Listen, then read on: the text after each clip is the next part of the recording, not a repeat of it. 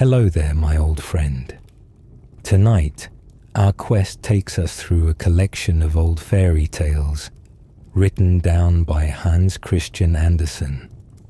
Now, settle in, take a deep breath, and let's travel back to an age of myth and legend.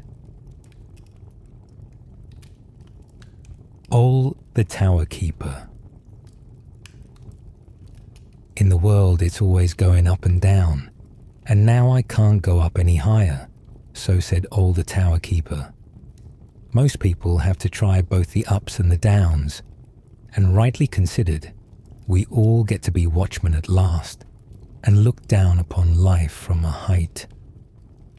Such was the speech of Ole, my friend, the old tower-keeper, a strange, talkative old fellow who seemed to speak out everything that came into his head, and who, for all that, had many a serious thought deep in his heart. Yes, he was the child of respectable people, and there were even some who said that he was the son of a privy councillor, or that he might have been. He had studied too, and had been assistant teacher and deputy clerk. But of what service was all that to him?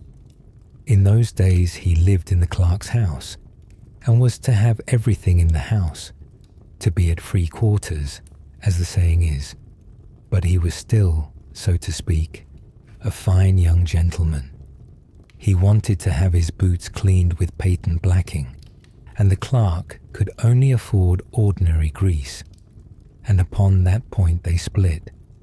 One spoke of stinginess, the other of vanity, and the blacking became the black cause of enmity between them, and at last they parted.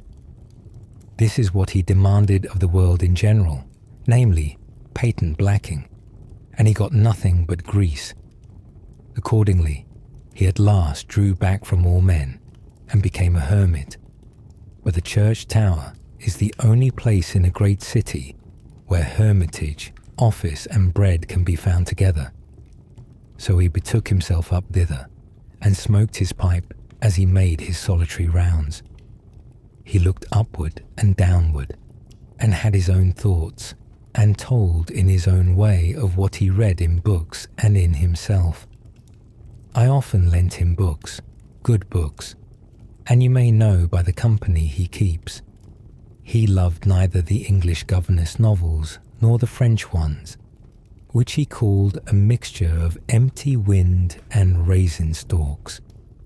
He wanted biographies and descriptions of the wonders of the world. I visited him at least once a year, generally directly after New Year's Day, and then he always spoke of this and that which the change of the year had put into his head. I will tell the story of 3 of these visits, and will reproduce his own words whenever I can remember them. First visit. Among the books which I had lately lent Ole was one which had greatly rejoiced and occupied him. It was a geological book containing an account of the boulders. Yes, they're rare old fellows, those boulders, he said, and to think that we should pass them without noticing them. And over the street pavement, the paving stones, those fragments of the oldest remains of antiquity, one walks without ever thinking about them. I have done the very thing myself, but now I look respectfully at every paving stone. Many thanks for the book. It has filled me with thought, and has made me long to read more on the subject.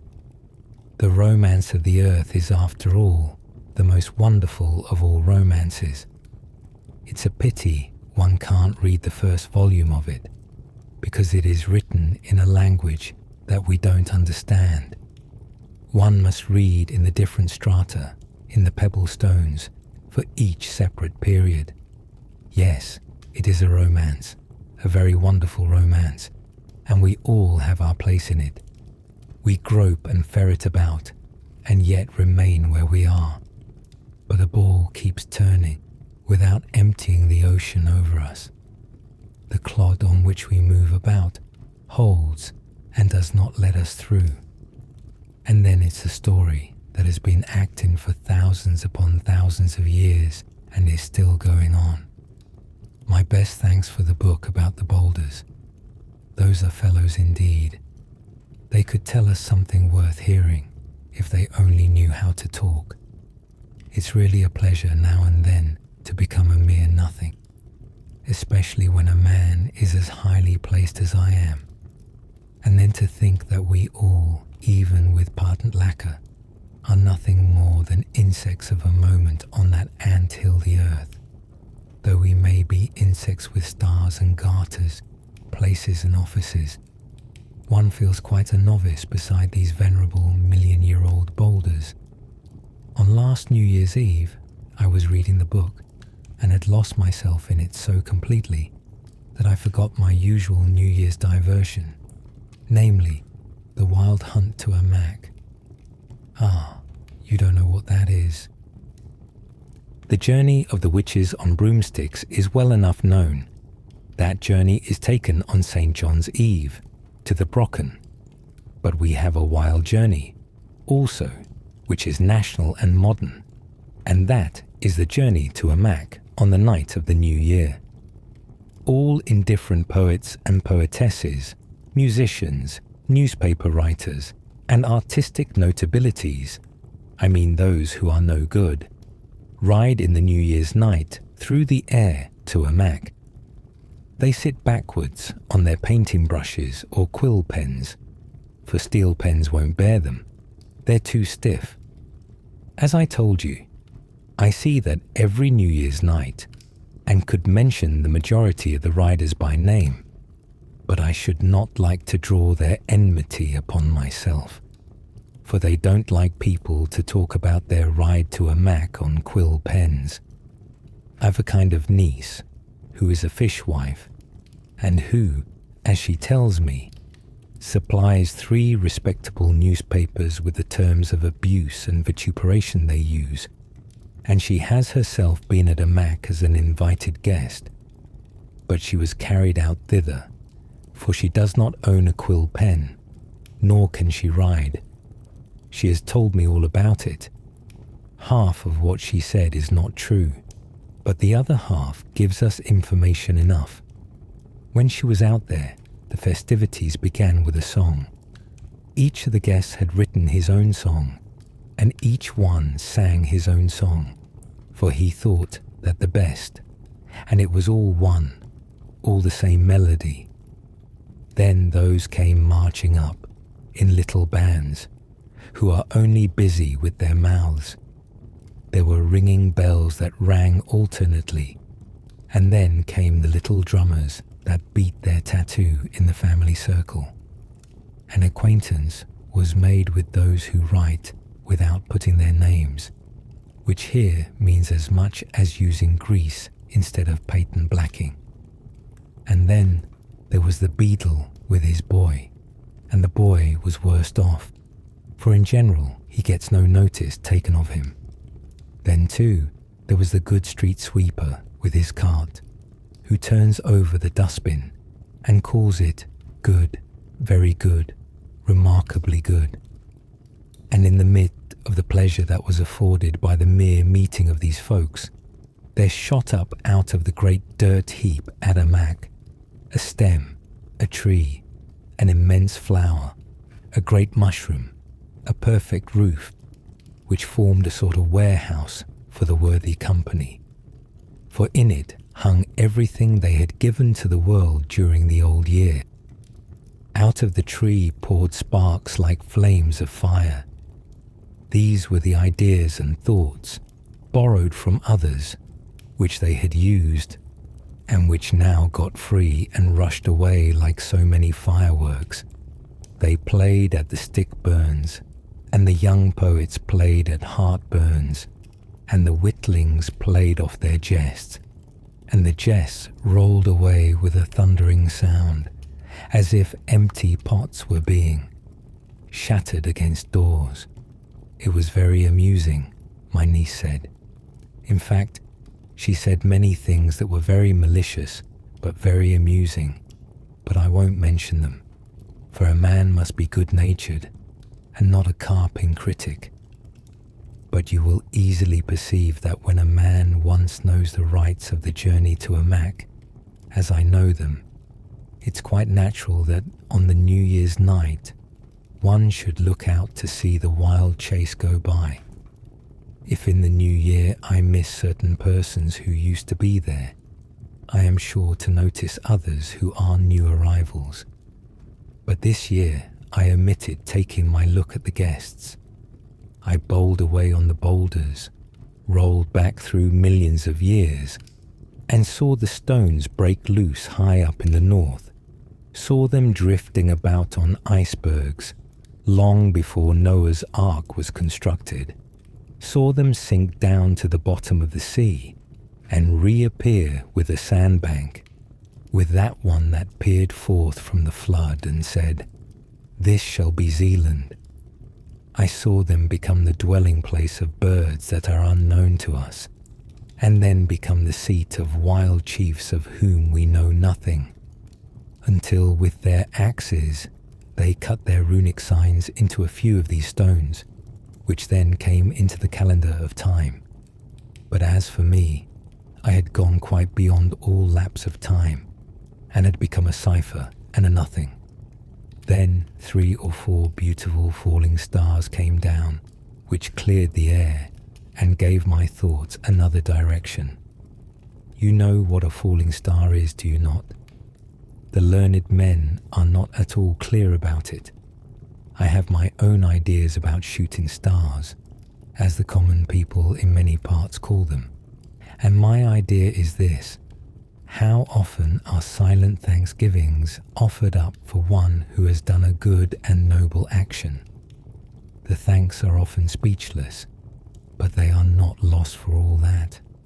I think these thanks are caught up, and the sunbeams bring the silent, hidden thankfulness over the head of the benefactor. And if it be a whole people that has been expressing its gratitude through a long lapse of time, the thankfulness appears as a nosegay of flowers, and at length falls in the form of a shooting star over the good man's grave. I am always very much pleased when I see a shooting star, especially in the New Year's night, and then find out for whom the gift of gratitude was intended. Lately, a gleaming star fell in the southwest as a tribute of thanksgiving to many, many. For whom was that star intended, thought I? It fell, no doubt, on the hill by the Bay of Plensburg, where the Danebro waves over the graves of Schleppergrell, Laszlos, and their comrades. One star also fell in the midst of the land, fell upon sorrow, a flower on the grave of Holberg, the thanks of the year from a great many, thanks for his charming plays. It is a great and pleasant thought to know that a shooting star falls upon our graves. On mine certainly none will fall. No sunbeam brings thanks to me, for here there is nothing worthy of thanks. I shall not get the patent lacquer, said Ole, for my fate on earth is only Greece after all. Second visit. It was New Year's Day, and I went up on the tower. Ole spoke of the toasts that were drunk on the transition from the old year into the new, from one grave into the other, as he said. And he told me a story about the glasses, and this story had a very deep meaning. It was this: when on the New Year's night the clock strikes 12, the people at the table rise up with full glasses in their hands and drain these glasses and drink success to the new year. They begin the year with a glass in their hands. That is a good beginning for drunkards. They begin the new year by going to bed, and that's a good beginning for drones. Sleep is sure to play a great part in the new year, and the glass likewise. Do you know what dwells in the glass? Asked Ole. I will tell you. There dwell in the glass, first, health, and then pleasure, then the most complete sensual delight, and misfortune and the bitterest woe dwell in the glass also. Now, suppose we count the glasses. Of course, I count the different degrees in the glasses for different people. You see, the first glass, that's the glass of health, and in that the herb of health is found growing. Put it up on the beam in the ceiling, and at the end of the year you may be sitting in the arbor of health. If you take the second glass, from this a little bird soars upward, twittering in guileless cheerfulness, so that a man may listen to his song and perhaps join in. Fair is life, no downcast looks. Take courage and march onward. Out of the third glass rises a little winged urchin, who cannot certainly be called an angel child, for there is goblin blood in his veins, and he has the spirit of a goblin, not wishing to hurt or harm you indeed, but very ready to play off tricks upon you. He'll sit at your ear and whisper merry thoughts to you. He'll creep into your heart and warm you, so that you grow very merry and become a wit, so far as the wits of the others can judge. In the fourth glass is neither herb, bird, nor urchin. In that glass is the pause drawn by reason, and one may never go beyond that sign. Take the fifth glass, and you will weep at yourself. You will feel such a deep emotion, or it will affect you in a different way. Out of the glass there will spring with a bang Prince Carnival, 9 times, and extravagantly merry. He'll draw you away with him. You'll forget your dignity, if you have any, and you'll forget more than you should or ought to forget. All is dance, song, and sound. The masks will carry you away with them, and the daughters of vanity, clad in silk and satin, will come with loose hair and alluring charms. But tear yourself away if you can. The sixth glass. Yes, in that glass sits a demon, in the form of a little, well-dressed, attractive, and very fascinating man, who thoroughly understands you, agrees with you in everything, and becomes quite a second self to you. He has a lantern with him, to give you light as he accompanies you home. There is an old legend about a saint who was allowed to choose one of the 7 deadly sins, and who accordingly chose drunkenness, which appeared to him the least, but which led him to commit all the other 6. The man's blood is mingled with that of the demon. It is the 6th glass, and with that the germ of all evil shoots up within us, and each one grows up with a strength like that of the grains of mustard seed, and shoots up into a tree, and spreads over the whole world. And most people have no choice but to go into the oven, to be recast in a new form. That's the history of the glasses, said the Tower-Keeper Ole, and it can be told with lacquer or only with grease, but I give it you with both. 3rd visit.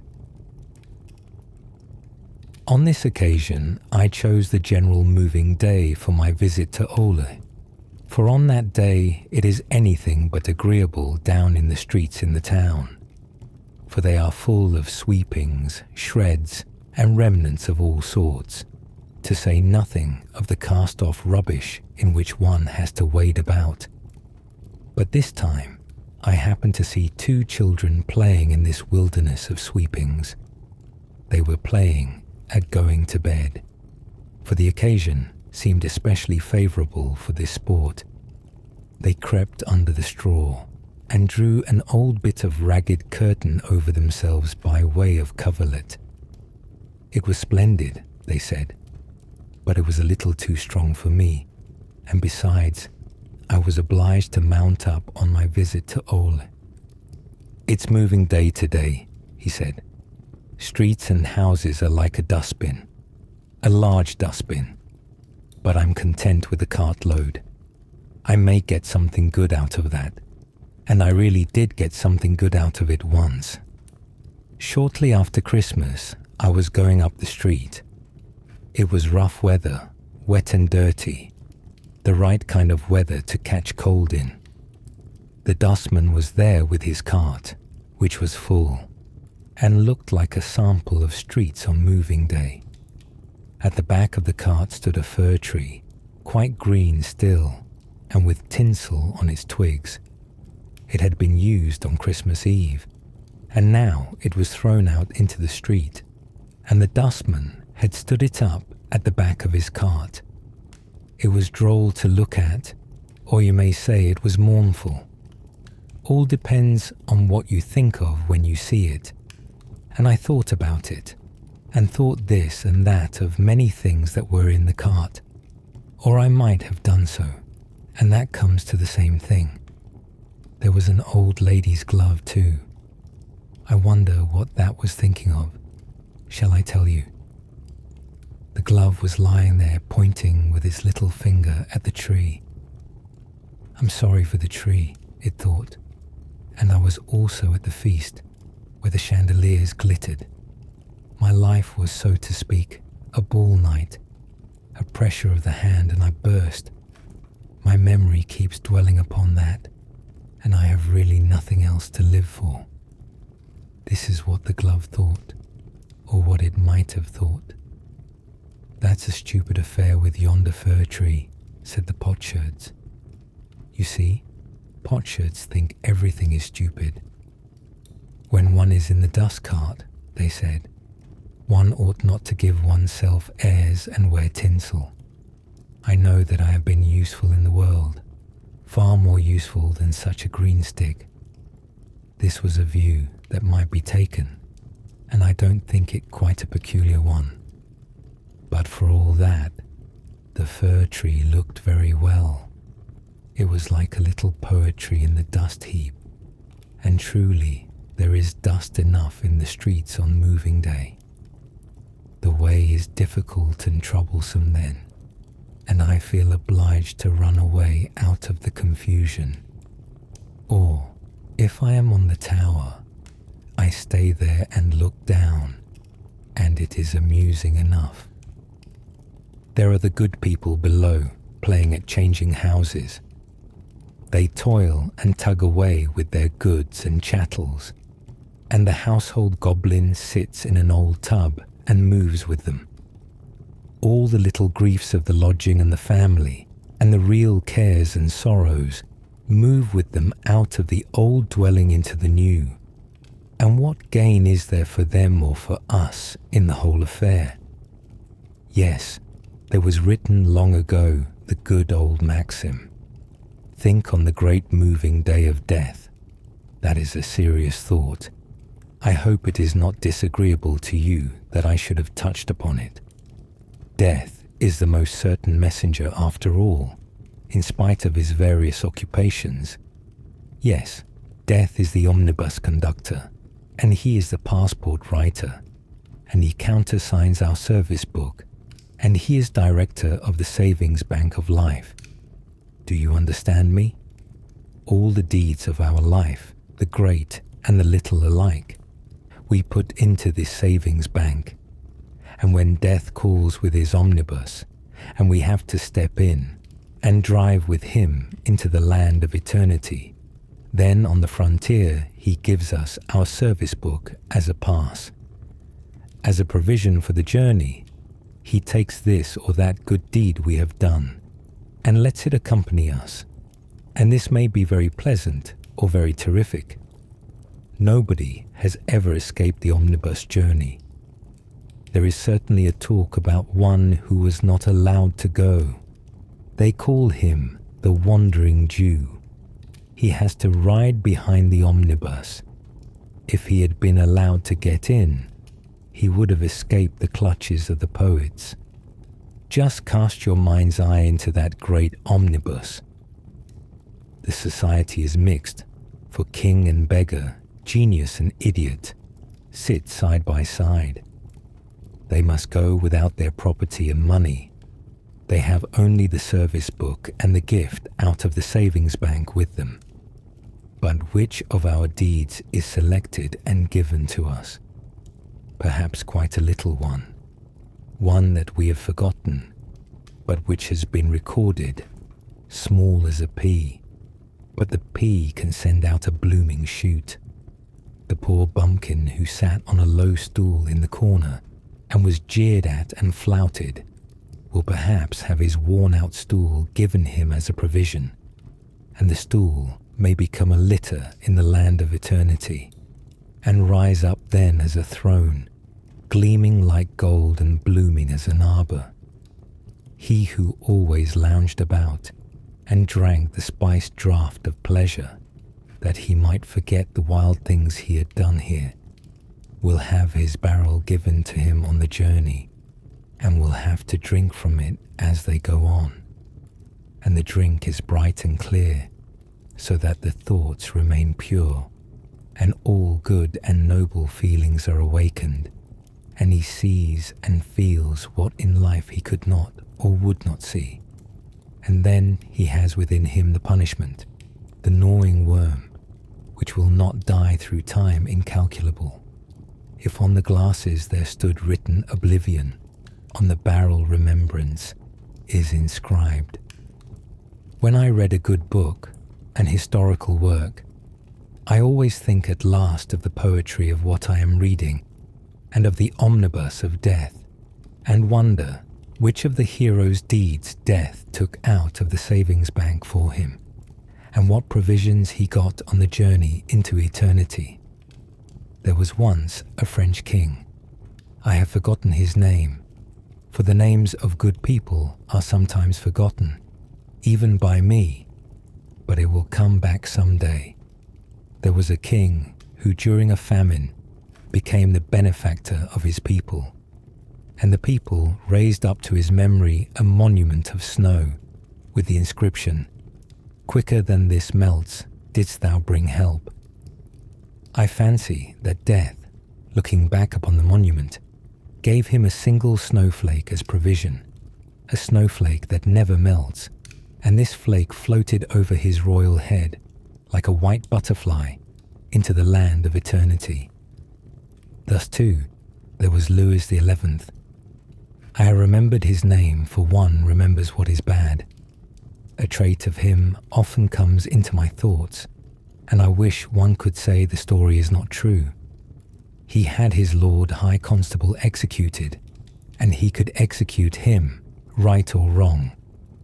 But he had the innocent children of the constable, one 7 and the other 8 years old, placed under the scaffold so that the warm blood of their father spurted over them, and then he had them sent to the Bastille and shut up in iron cages, where not even a coverlet was given them to protect them from the cold.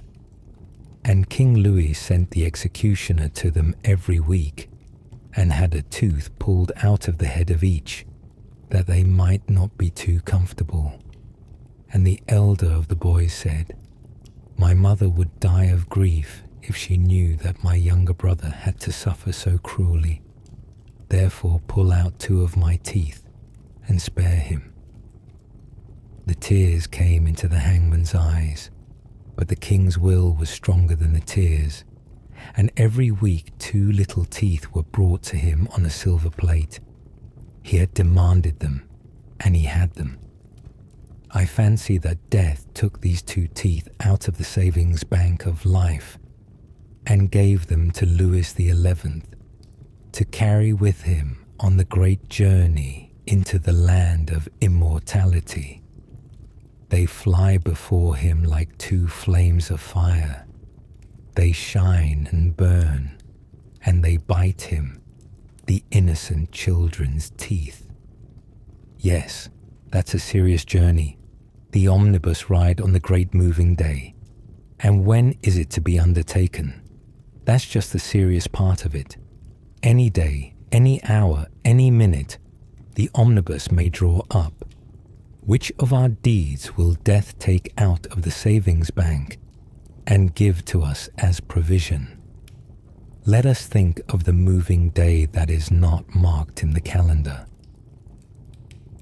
A rose from Homer's grave. How the songs of the East speak of the love of the nightingale for the rose in the silent starlight night.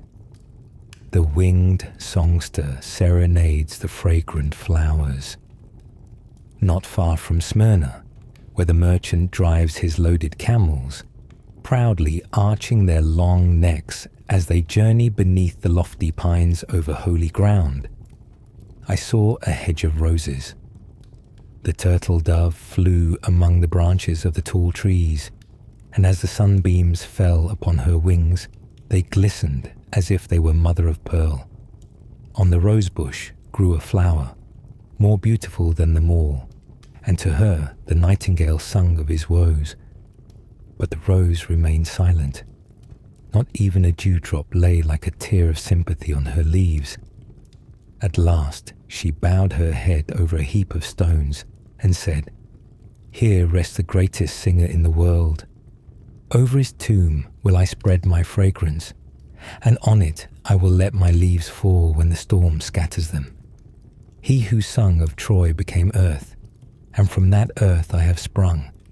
I, a rose from the grave of Homer, am too lofty to bloom for a nightingale." Then the nightingale sung himself to death. A camel driver came by, with his loaded camels and his black slaves. His little son found the dead bird and buried the lovely songster in the grave of the great Homer, while the rose trembled in the wind. The evening came, and the rose wrapped her leaves more closely round her and dreamed. And this was her dream. It was a fair, sunshiny day. A crowd of strangers drew near who had undertaken a pilgrimage to the grave of Homer. Among the strangers was a minstrel from the north, the home of the clouds and the brilliant lights of the aurora borealis. He plucked the rose and placed it in a book, and carried it away into a distant part of the world, his fatherland. The rose faded with grief and lay between the leaves of the book, which he opened in his own home, saying, "Here is a rose from the grave of Homer." Then the flower awoke from her dream and trembled in the wind. A drop of dew fell from the leaves upon the singer's grave. The sun rose, and the flower bloomed more beautiful than ever. The day was hot, and she was still in her own warm Asia. Then footsteps approached. Strangers, such as the rose had seen in her dream, came by, and among them was a poet from the north. He plucked the rose, pressed a kiss upon her fresh mouth, and carried her away to the home of the clouds and the northern lights. Like a mummy, the flower now rests in his Iliad, and, as in her dream, she hears him say, as he opens the book, "Here is a rose from the grave of Homer." Poultry Meg's family. Poultry Meg was the only person who lived in the new stately dwelling that had been built for the fowls and ducks belonging to the manor house. It stood there where once the old knightly building had stood, with its tower, its pointed gables, its moat, and its drawbridge. Close by it was a wilderness of trees and thicket. Here the garden had been, and had stretched out to a great lake, which was now moorland. Crows and choughs flew screaming over the old trees, and there were crowds of birds. They did not seem to get fewer when anyone shot among them, but seemed rather to increase. One heard the screaming into the poultry house, where Poultry Meg sat with the ducklings running to and fro over her wooden shoes. She knew every fowl and every duck from the moment it crept out of the shell, and she was fond of her fowls and her ducks, and proud of the stately house that had been built for them. Her own little room in the house was clean and neat, for that was the wish of the gracious lady to whom the house belonged. She often came in the company of grand noble guests, to whom she showed the hens and ducks' barracks, as she called the little house. Here were a clothes cupboard and an armchair, and even a chest of drawers, and on these drawers a polished metal plate had been placed, whereon was engraved the word Grubber, and this was the name of the noble family that had lived in the house of old. The brass plate had been found when they were digging the foundation, and the clerk has said it had no value except in being an old relic. The clerk knew all about the place and about the old times, for he had his knowledge from books, and many a memorandum had been written and put in his table drawer. But the oldest of the crows perhaps knew more than he, and screamed it out in her own language. But that was the crow's language, and the clerk did not understand that, clever as he was. After the hot summer days, the mist sometimes hung over the moorland, as if a whole lake were behind the old trees, among which the crows and the daws were fluttering. And thus it had looked when the good knight Grubber had lived here, when the old manor house stood with its thick red walls. The dog chain used to reach in those days quite over the gateway.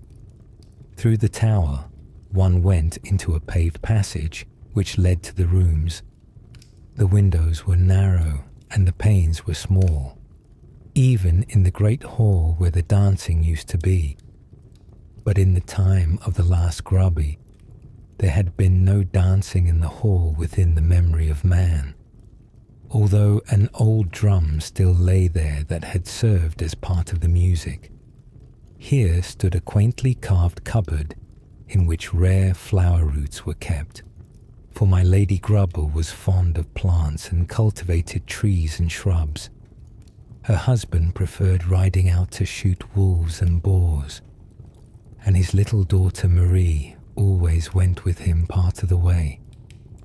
When she was only 5 years old, she would sit proudly on her horse and look saucily round with her great black eyes. It was a great amusement to her to hit out among the hunting dogs with her whip, but her father would rather have seen her hit among the peasant boys who came running up to stare at their lord. The peasant in the clay hut close by the knightly house had a son named Soren, of the same age as the gracious little lady. The boy could climb well, and had always to bring her down the birds' nests. The birds screamed as loud as they could, and one of the greatest of them hacked him with its beak over the eye, so that the blood ran down, and it was at first thought the eye had been destroyed, but it had not been injured after all. Marie Grubber used to call him her Soren, and that was a great favour, and was an advantage to Soren's father, poor John, who had one day committed a fault, and was to be punished by riding on the wooden horse. This same horse stood in the courtyard, and had 4 poles for legs, and a single narrow plant for a back.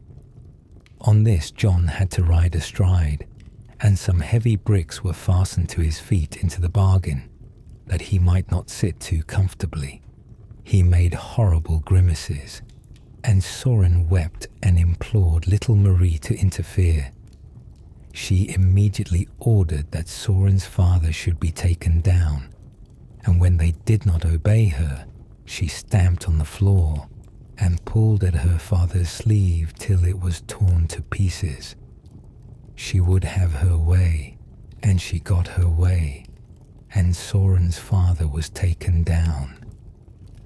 Lady Gruber, who now came up, parted her little daughter's hair from the child's brow and looked at her affectionately but Marie did not understand why.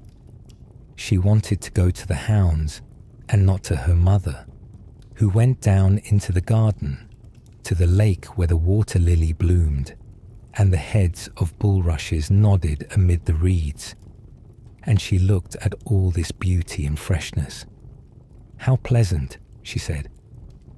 In the garden stood at that time a rare tree, which she herself had planted. It was called the blood beech, a kind of negro growing among the other trees, so dark brown were the leaves. This tree required much sunshine, for in continual shade it would become bright green like the other trees, and thus lose its distinctive character. In the lofty chestnut trees were many birds' nests, and also in the thickets and in the grassy meadows. It seemed as though the birds knew that they were protected here, and that no one must fire a gun at them. Little Marie came here with Soren. He knew how to climb, as we have already said, and eggs and fluffy-feathered young birds were brought down. The birds, great and small, flew about in terror and tribulation. The peewit from the fields, and the crows and daws from the high trees, screamed and screamed. It was just such din as the family will raise to the present day. "What are you doing, you children?" cried the gentle lady. "That is sinful." Soren stood abashed, and even the little gracious lady looked down a little. But then he said, quite short and pretty, "My father lets me do it." "Craw, craw, away from here," cried the great black birds, and they flew away. But on the following day they came back, for they were at home here. The quiet, gentle lady did not remain long at home here on earth, for the good God called her away, and indeed, her home was rather with him than in the nightly house, and the church bells tolled solemnly when her corpse was carried to the church, and the eyes of the poor people were wet with tears, for she had been good to them. When she was gone, no one attended to her plantations, and the garden ran to waste. Grubber the Knight was a hard man, they said, but his daughter, young as she was, knew how to manage him. He used to laugh and let her have her way. She was now 12 years old and strongly built. She looked the people through and through with her black eyes, rode her horse as bravely as a man, and could fire off her gun like a practiced hunter. One day, there were great visitors in the neighborhood, the grandest visitors who could come, the young king and his half-brother and comrade, the Lord Ulrich Frederick Gildenlow. They wanted to hunt the wild boar and to pass a few days at the castle of Grubber. Gildenlow sat at table next to Marie Grubber, and he took her by the hand and gave her a kiss, as if she had been a relation. But she gave him a box on the ear and told him she could not bear him, at which there was great laughter, as if that had been a very amusing thing.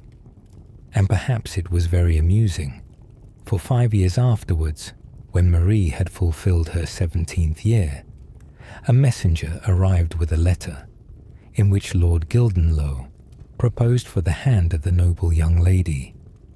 "There was a thing for you.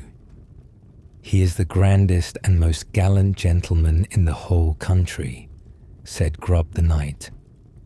"That is not the thing to despise."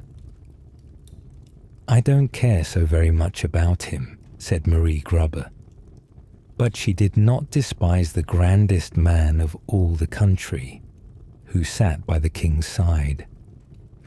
Silver plate and fine linen and woolen went off to Copenhagen in a ship, while the bride made the journey by land in 10 days.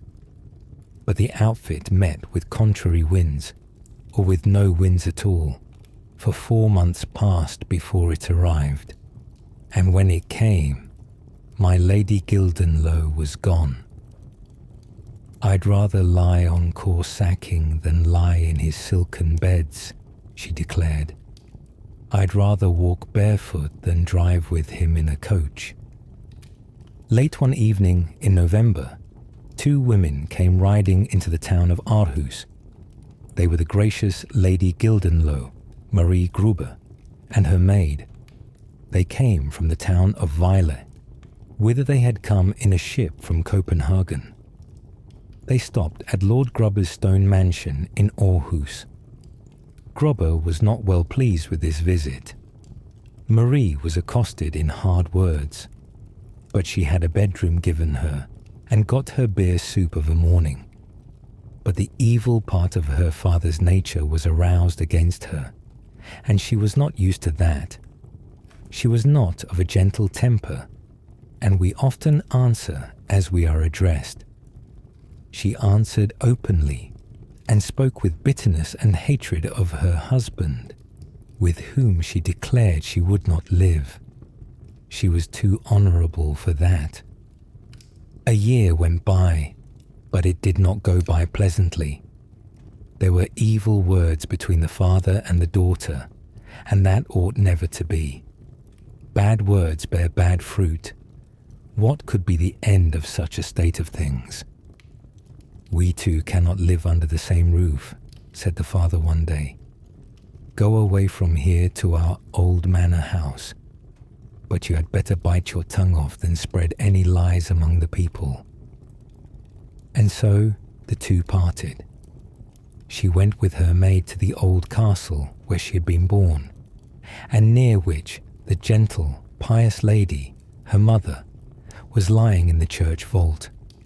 An old cowherd lived in the courtyard, and was the only other inhabitant of the place. In the rooms, heavy black cobwebs hung down, covered with dust. In the garden, everything grew just as it would.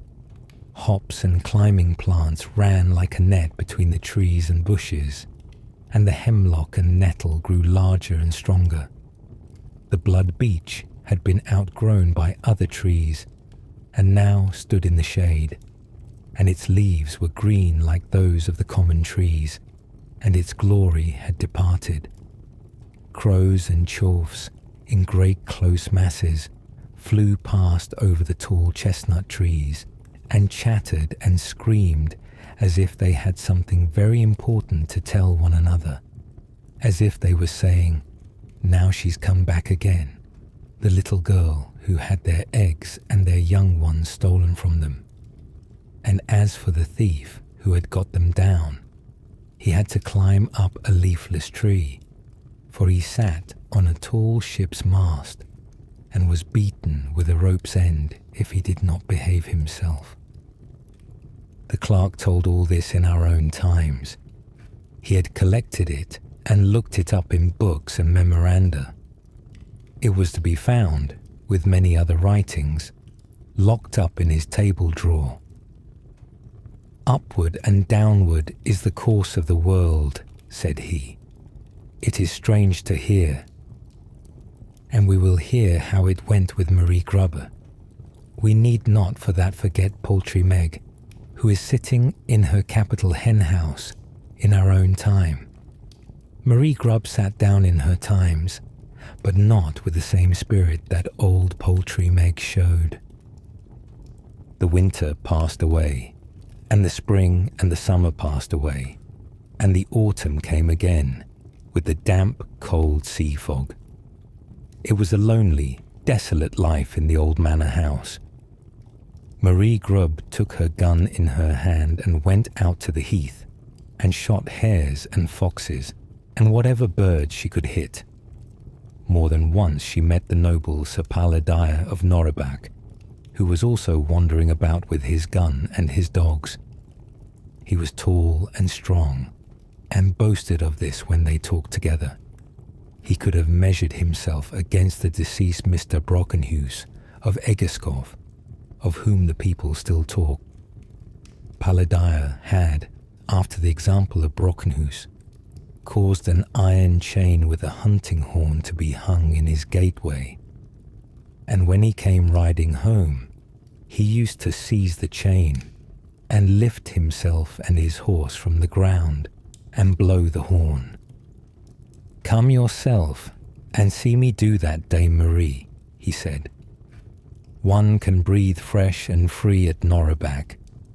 When she went to his castle is not known, but on the altar candlestick in the church of Norrobak, it was inscribed that they were the gift of Paladaya and Marie Gruber of Norrobak Castle. A great stout man was Paladaya. He drank like a sponge. He was like a tub that could never get full. He snored like a whole sty of pigs, and he looked red and bloated. He is treacherous and malicious, said Dame Paladaya, Grubber's daughter. Soon she was weary of her life with him, but that did not make it better. One day the table was spread, and the dishes grew cold. Paladaya was out hunting foxes, and the gracious lady was nowhere to be found. Towards midnight, Paladaya came home, but Dame Daya came neither at midnight nor next morning. She had turned her back upon Norrobak and had ridden away without saying goodbye. It was grey, wet weather. The wind grew cold, and a flight of black screaming birds flew over her head. They were not so homeless as she. First, she journeyed southward, quite down into the German land. A couple of golden rings with costly stones were turned into money, and then she turned to the east, and then she turned again and went towards the west. She had no food before her eyes, and murmured against everything, even against the good God himself, so wretched was her soul. Soon her body became wretched too, and she was scarcely able to move a foot. The peewit flew up as she stumbled over the mound of earth where it had built its nest. The bird cried, as it always cried, "You thief, you thief." She had never stolen her neighbour's goods, but as a little girl she had caused eggs and young birds to be taken from the trees, and she thought of that now. From where she lay she could see the sand dunes. By the seashore lived fishermen, but she could not get so far, she was so ill. The great white sea mews flew over her head and screamed as the crows and daws screamed at home in the garden of the manor house. The birds flew quite close to her, and at last it seemed to her as if they became black as crows, and then all was night before her eyes. When she opened her eyes again, she was being lifted and carried. A great strong man had taken her up in his arms, and she was looking straight into his bearded face. He had a scar over one eye, which seemed to divide the eyebrow into two parts. Weak as she was, he carried her to the ship, where he got a rating for it from the captain. The next day, the ship sailed away. Madame Grube had not been put ashore, so she sailed away with it. But she will return, will she not? Yes, but where and when? The clerk could tell about this too, and it was not a story which he patched together himself. He had the whole strange history out of an old authentic book, which we ourselves can take out and read. The Danish historian Ludwig Holberg, who has written so many useful books and merry comedies from which we can get such a good idea of his times and their people, tells in his letters of Marie Gruber where and how he met her. It is well worth hearing, but for all that, we don't at all forget Poultry Meg, who is sitting cheerful and comfortable in the charming fowl house. The ship sailed away with Marie Grubber. That's where we left off. Long years went by. The plague was raging at Copenhagen. It was in the year 1711. The Queen of Denmark went away to her German home. The king quitted the capital, and everybody who could do so hurried away.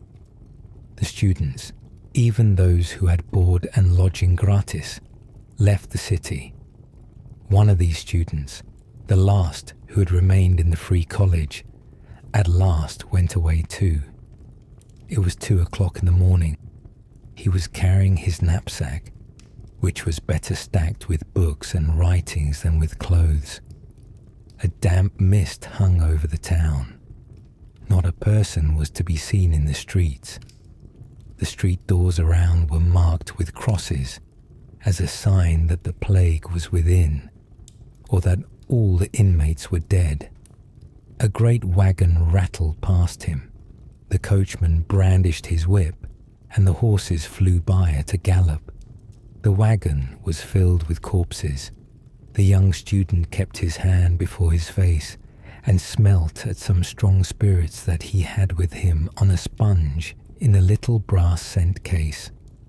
Out of a small tavern in one of the streets, there were sounds of singing and of unhallowed laughter from people who drank the night through to forget that the plague was at their doors and that they might be put into the wagon as the others had been. The student turned his steps towards the canal at the castle bridge, where a couple of small ships were lying. One of these was weighing anchor to get away from the plague-stricken city. If God spares our lives and grants us a fair wind, we are going to Gronmud, near Falster, said the captain. And he asked the name of the student who wished to go with him. Ludwig Holberg, answered the student, and the name sounded like any other. But now there sounds in it one of the proudest names of Denmark. Then it was the name of a young, unknown student. The ship glided past the castle.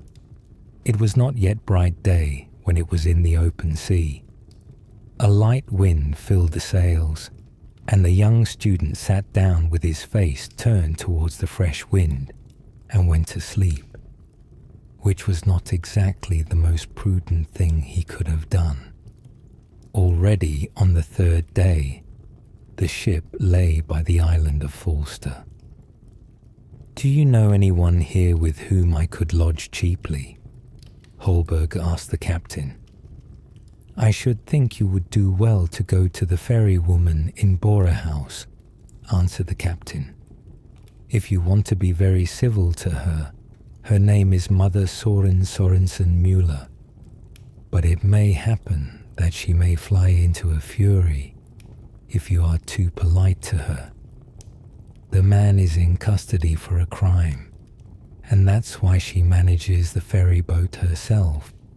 She has fists of her own." The student took his knapsack and betook himself to the ferry house. The house door was not locked. It opened, and he went into a room with a brick floor, where a bench with a great coverlet of leather formed the chief article of furniture. A white hen, who had a brood of chickens, was fastened to the bench, and had overturned the pipkin of water so that the wet ran across the floor. There were no people either here or in the adjoining room. Only a cradle stood there, in which was a child. The ferry boat came back with only one person in it. Whether that person was a man or a woman was not an easy matter to determine. The person in question was wrapped in a great cloak and wore a kind of hood. Presently, the boat lay to. It was a woman who got out of it and came into the room. She looked very stately when she straightened her back. Two proud eyes looked forth from beneath her black eyebrows. It was Mother Soren, the ferry wife. The crows and daws might have called out another name for her, which we know better. She looked morose, and did not seem to care to talk. But this much was settled. that the student should board in her house for an indefinite time, while things look so bad in Copenhagen. This or that honest citizen would often come to the ferry house from the neighbouring little town. There came Frank the cutler and Sivert the exciseman. They drank a mug of beer in the ferry house and used to converse with the student, for he was a clever young man who knew his practica, as they called it. He could read Greek and Latin and was well up in learned subjects. The less one knows, the less it presses upon one, said Mother Soren.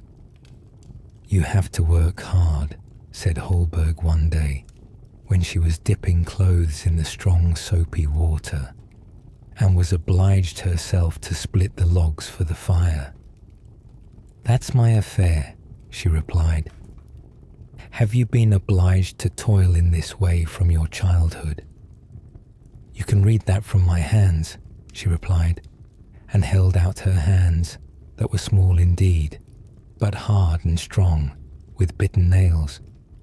You are learned and can read. At Christmas time it began to snow heavily. The cold came on. The wind blew sharp, as if there were vitriol in it to wash the people's faces. Mother Soren did not let that disturb her. She threw her cloak around her and drew her hood over her head. Early in the afternoon, it was already dark in the house. She laid wood and turf on the hearth, and then she sat down to darn her stockings, for there was no one to do it for her. Towards evening, she spoke more words to the student than it was customary with her to use. She spoke of her husband. He killed a sailor of Dragor by mischance, and for that he has to work for 3 years in irons. He's only a common sailor, and therefore the law must take its course. The law is there for people of high rank too, said Holberg. Do you think so? Said Mother Soren. Then she looked into the fire for a while, but after a time she began to speak again. Have you heard of Kai Licker, who caused a church to be pulled down, and when the clergyman, Master Martin, thundered from the pulpit about it, he had him put in irons and sat in judgment upon him and condemned him to death? Yes, and the clergyman was obliged to bow his head to the stroke, and yet Kai Licker went scot-free. He had a right to do as he did in those times, said Holberg. But now we have left those times behind us. You may get a fool to believe that, cried Mother Soren. And she got up and went into the room where the child lay. She lifted up the child and laid it down more comfortably. Then she arranged the bed place of the student.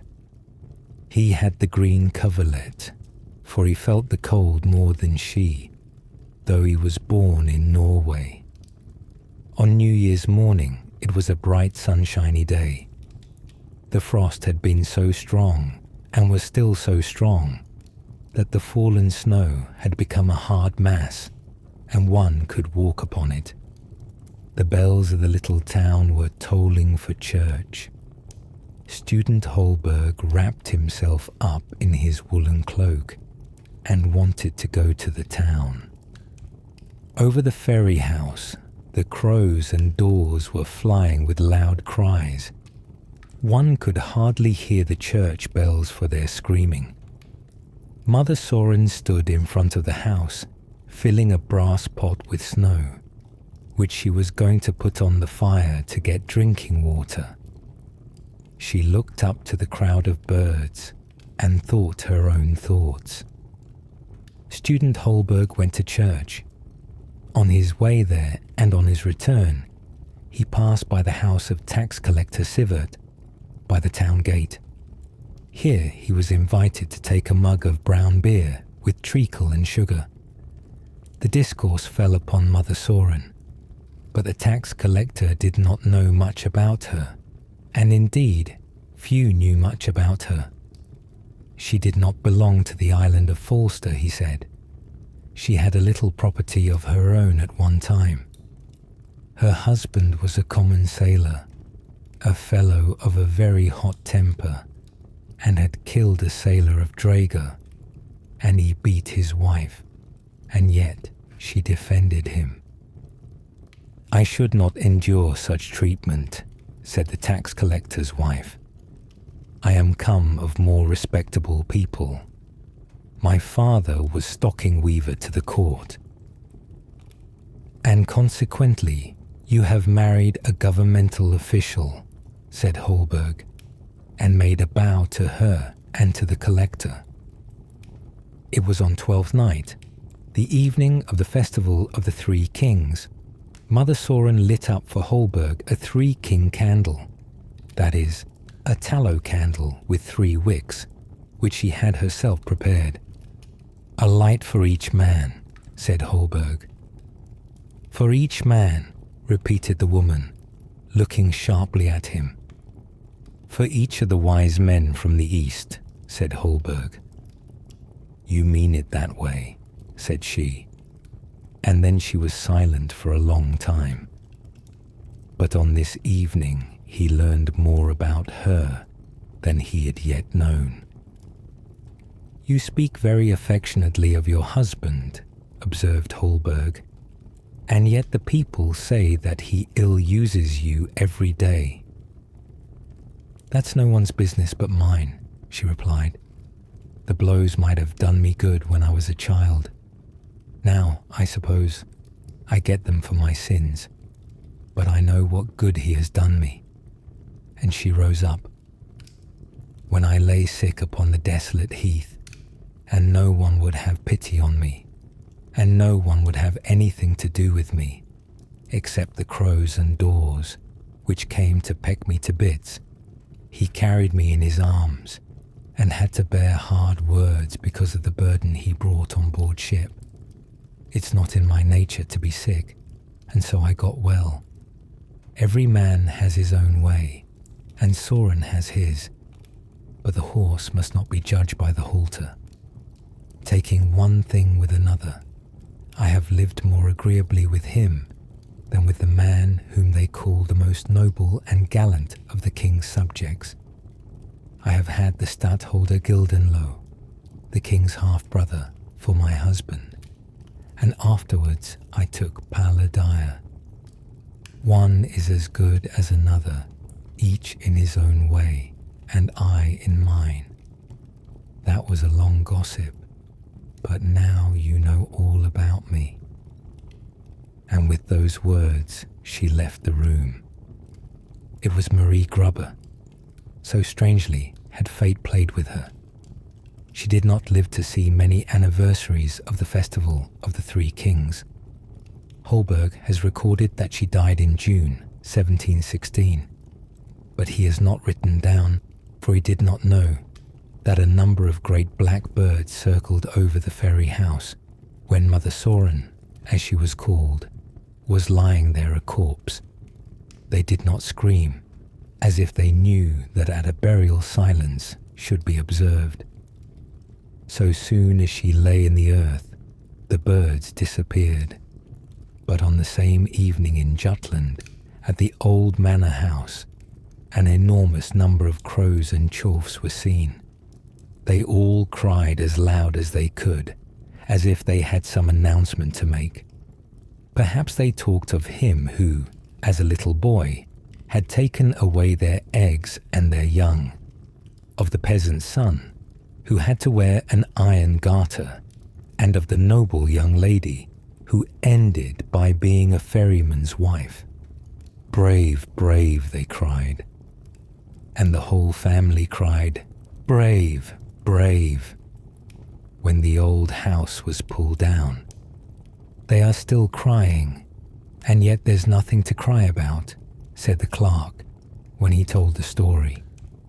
The family is extinct, the house has been pulled down, and where it stood is now the stately Poultry house with gilded weathercocks and the old Poultry Meg.